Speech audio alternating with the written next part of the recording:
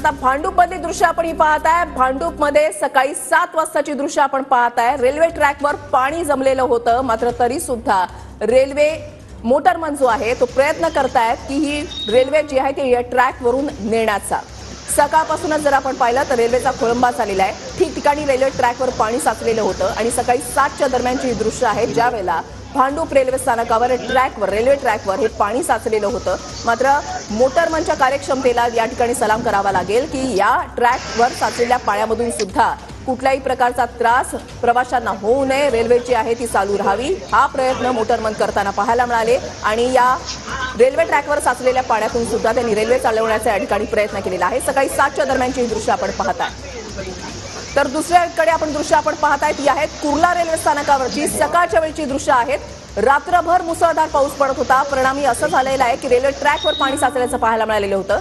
सकाळी 7च्या दरम्यानची ही दृश्य एकीकडे भांडूपची तर दुसरीकडे कुर्ला रेल्वे स्थानकावरची दृश्य आपण पाहताय। कुर्ला टर्मिनस आहे, या ठिकाणाहून लांब पल्ल्याच्या गाड्या सुद्धा सुटतात, मात्र त्याच्या वेळापत्रकावर सुद्धा परिणाम झाल्याचं पाहायला मिळालं।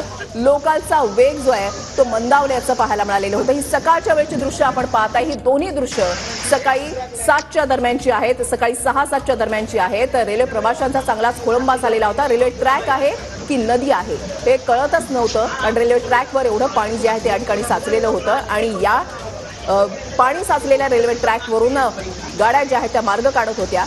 मध्य रेल्वेची वाहतूक जी आहे ती आज सकाळपासूनच विस्कळीत झालेली होती आणि काही गाड्या रेल्वेच्या ज्या आहेत ते या ट्रॅकवरून जात होत्या, साचलेल्या पाण्यामधून मार्ग काढत होत्या, मात्र याचा वेग जो आहे तो मंदावलेला होता।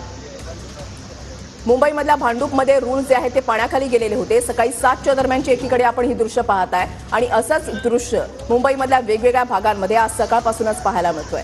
गेल्या 2 दिवसापासून मुंबईमध्ये पावसाची संततधार सुरू होती, मात्र रात्रीपासूनच मुसळधार पाऊस कोसळू लागला। याचा परिणाम जो आहे तो रेल्वे आणि रस्ते वाहतुकीवर सुद्धा जाणवू लागलेला आहे। ही 2 दृश्य आता आपण पाहताय। मुंबईमधल्या पावसामुळे लोकल वाहतूक जी आहे ती खोळंबली, तर ठाण्यामध्ये बस पकडण्यासाठी गर्दी।